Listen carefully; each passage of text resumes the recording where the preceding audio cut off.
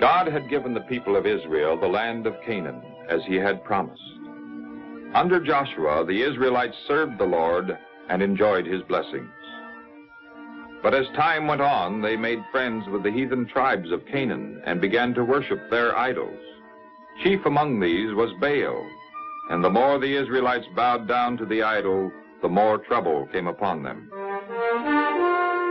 Midianites, a fierce desert people from the countries southeast of Israel, invaded the land, robbing and destroying, taking away even the crops and animals, so that nothing was left for the people to eat.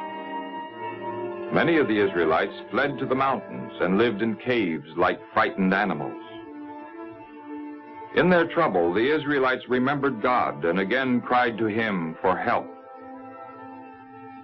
Then the Lord Jehovah sent a prophet to remind the people that they had brought all this trouble upon themselves. Thus said the Lord, the God of Israel, I led you up from Egypt and brought you out of the place where you were slaves. I freed you from the Egyptians and from all your enemies, and I drove out the people ahead of you and gave you their land.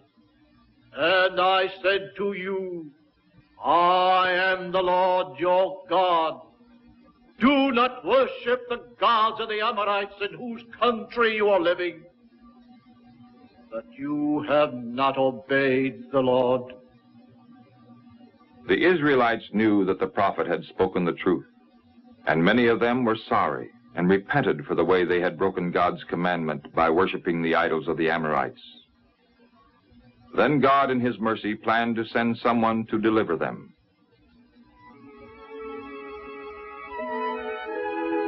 One day, Gideon, the son of Joash, was threshing wheat in his vineyard, where the Midianites would not be likely to see him.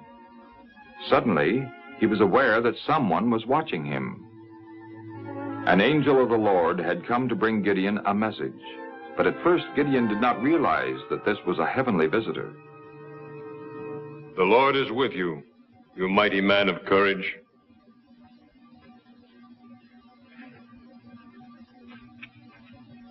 If the Lord is really with us, why then has all this happened to us?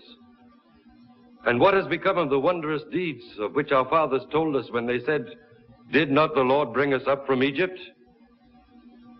For now the Lord has forsaken us and given us into the hand of the Midianites.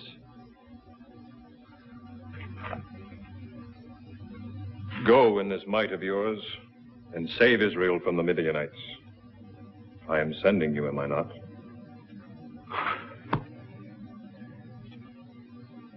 Lord, how can I save Israel?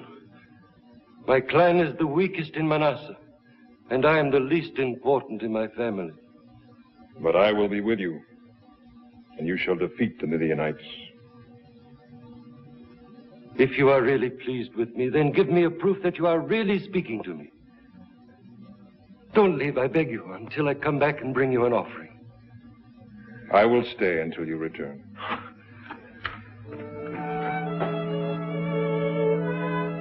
When Gideon returned with gifts of bread, meat, and broth, the angel of the Lord told him to place the bread and meat on a rock and pour the broth over them.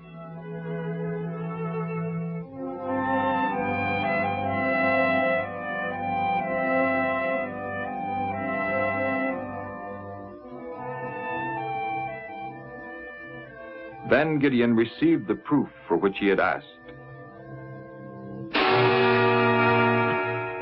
Just as the burning bush had been a sign of God's presence to Moses, so the flaming food convinced Gideon that this was the Lord who was with him. But when Gideon turned to him again, the angel had disappeared. Then Gideon became afraid, but God spoke to him, comforting him. It is well with you. Do not fear. You will not die. Then Gideon built an altar at that place and called it Jehovah Shalom, which means the Lord is peace.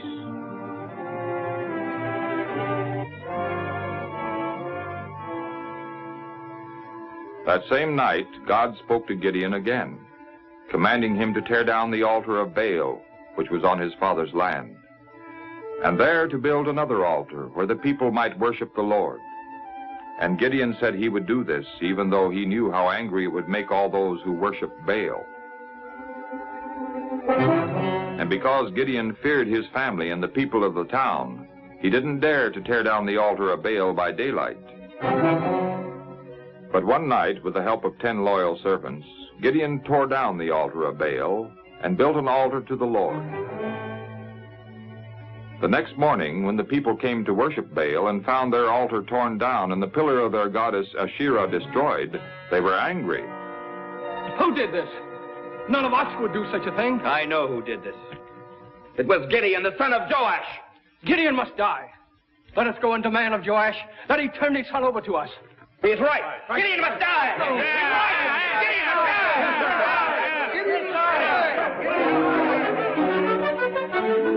So the worshippers of Baal hurried to Joash and demanded that he bring Gideon out to them, that they might kill him.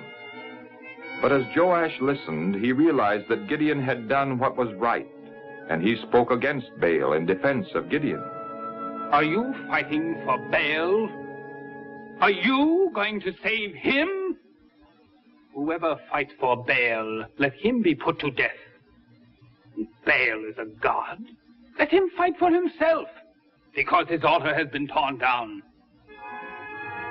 The worshippers of Baal realized that Joash's words were true. If the God they served were really God, wouldn't he have punished Gideon himself? So they began to have doubts about the power of Baal, and they no longer tried to punish Gideon.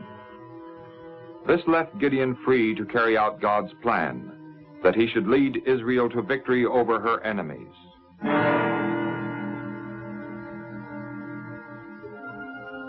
Gideon's task was not an easy one. A large army of Midianites had crossed the Jordan and were camping in the valley of Jezreel. Moreover, the Amalekites and other tribes from the east had joined forces with them, so that Israel's defeat appeared certain. But filled with the Spirit of the Lord, Gideon sent messengers throughout Israel to call the soldiers together.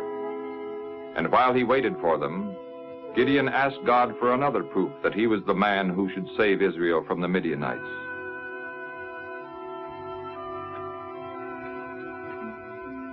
If you really are going to use me to save Israel, as you said, then give me a proof. I will lay a fleece of wool on the threshing floor. If dew falls only on the fleece and the ground all around it is dry, then I'll know that you will save Israel by me, as you have said.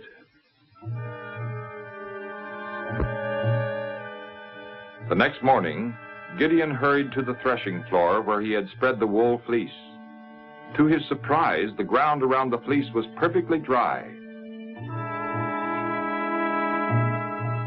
But the fleece was so drenched with dew that the water wrung from it was enough to fill a bowl. Then Gideon asked God for still another proof.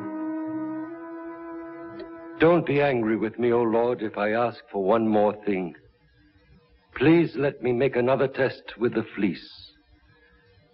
Let it be dry only on the fleece, and let there be dew all over the ground. The next morning, Gideon again hurried to the fleece. This time, all the ground around was wet with dew, and only the fleece was dry. Then Gideon knew that God was ready to help him lead his people to victory.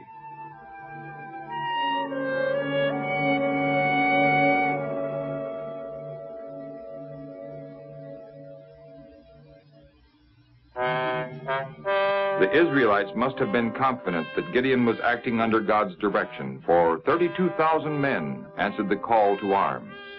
But God told Gideon that this was too many. A victory over the Midianites might seem to come from great numbers rather than from the Lord. Then God told Gideon to let all those who were afraid of the Midianites return home. And more than 2/3 of the soldiers did so. There were only 10,000 left. But God told Gideon, "There are still too many. Take the soldiers down to the water place in one group everyone who laps up the water like a dog, and in another group everyone who kneels down to drink. And there were 300 who lapped the water.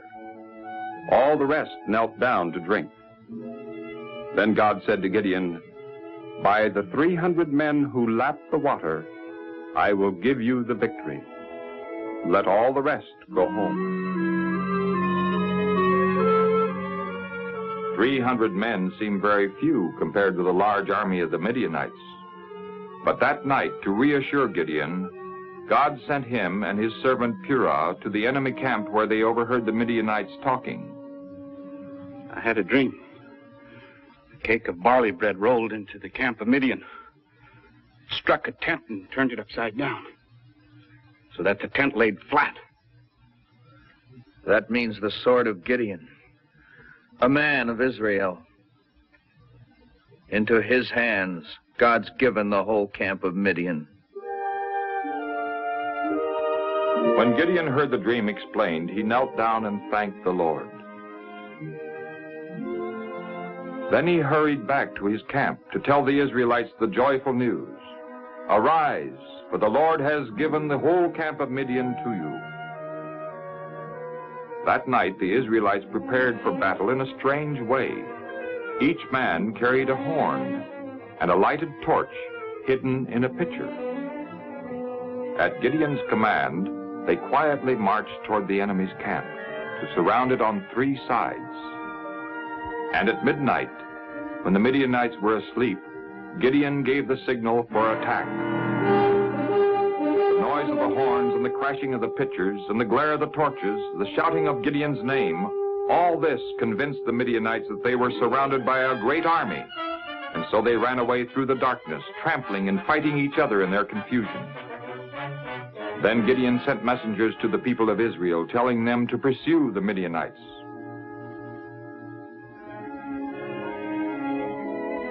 And so Gideon and his people won a great victory, and once more, peace came to Israel.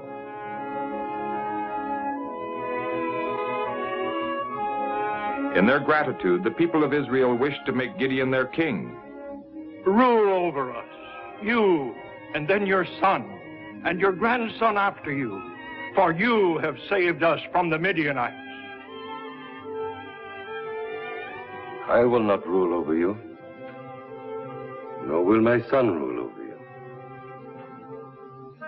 The Lord is ruling over you. And so Gideon reminded his people that the Lord had delivered them, and that they should faithfully serve him as their king. And the country had peace as long as Gideon lived, and the people remained true to God.